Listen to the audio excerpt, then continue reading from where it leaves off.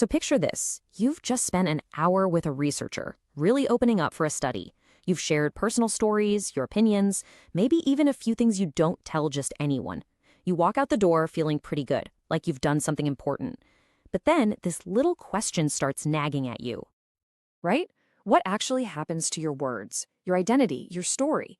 It's a totally fair question, and the answer really comes down to 3 promises.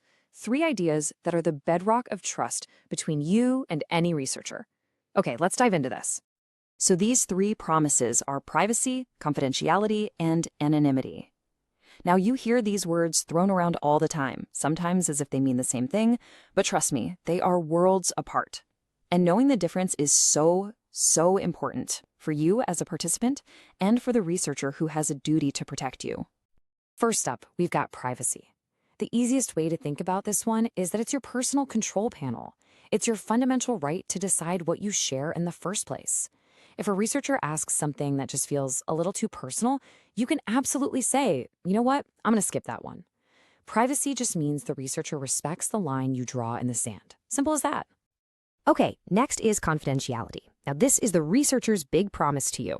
In most studies, like an interview, of course, the researcher knows who you are. They're sitting right across from you. Confidentiality is them saying, I know who you are, but I swear I will keep your identity a secret from everyone else. That's why they use tools like pseudonyms, calling you participant A or giving you a different name. So your story can be shared without your real name ever being attached to it. And finally, we have anonymity. This is the Fort Knox of identity protection.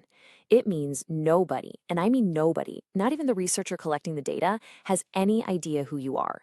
Think about those online surveys where you don't give a name, an email, nothing. That's anonymity. And as you can probably guess, it's pretty darn rare for any kind of in-depth interview. So when you see it all laid out like this in a table, it becomes super clear, right? Privacy. That's always on the table. You're the boss of what you share.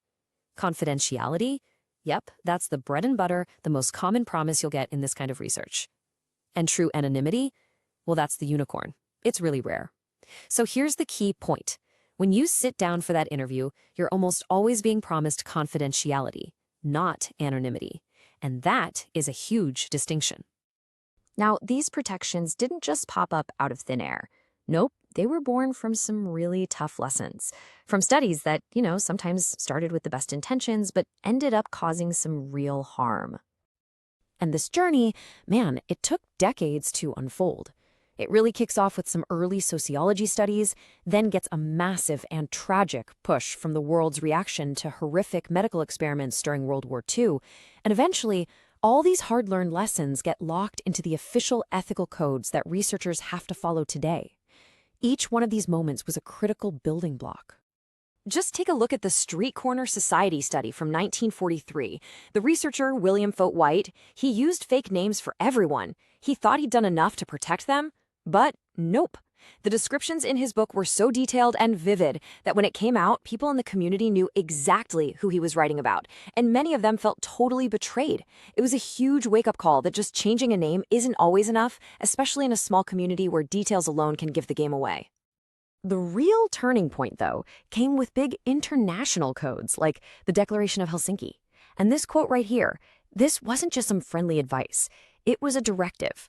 For one of the first times, it was officially written down that respecting privacy and protecting confidentiality were fundamental duties. This is the moment these ideas go from being nice-to-haves to being absolute non-negotiable rules of the game. And then you have scandals like the tea room trade that expose just how tricky this can be. So here's the deal. The researcher never published the names of the men he studied. He kept their identities confidential from the public, for sure. But, and this is a huge but, he violated their privacy by observing them in secret, and then used deception, like tracking their license plates, to find out who they were. This whole disaster taught us something absolutely critical. Confidentiality is basically worthless if you don't respect a person's privacy and get their consent from the very start. This is exactly why consent forms today are so long and incredibly detailed. Okay, so let's fast forward to today, because the internet, big data, and a whole bunch of new laws have completely changed the game. They've thrown a ton of new curveballs and rules into the mix for protecting our information. What's up with this number, 18? Well, it's not random. In the United States, there's a major health privacy law called HIPAA. And under that law, for a piece of your health data to be legally considered de-identified, researchers have to strip out exactly 18 specific identifiers.